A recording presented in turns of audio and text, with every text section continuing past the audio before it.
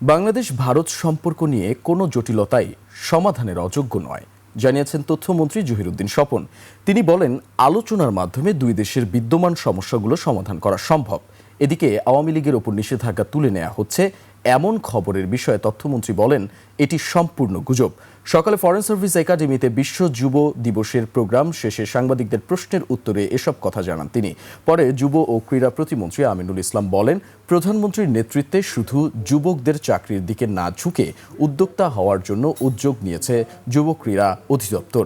তরুণ উদ্যোক্তাদের লোন সহায়তার জন্য প্রশিক্ষণের পাশাপাশি ট্রেড লাইসেন্স সহজীকরণ করার উদ্যোগ নেওয়া হয়েছে।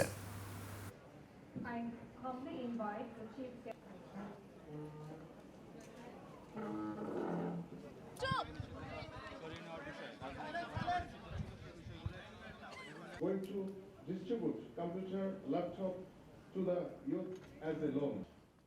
Confidence and inspire millions more. যে বিভিন্ন সোশ্যাল মিডিয়ায় দেখা যাচ্ছে যে আওয়ামী লীগের উপরে নাকি নিষেধাজ্ঞা তুলে নেওয়ার একটা গুজব ছড়িয়ে পড়েছে। এই ধরনের কোনো গুজব এখন পর্যন্ত সরকারের কানে আসেনি।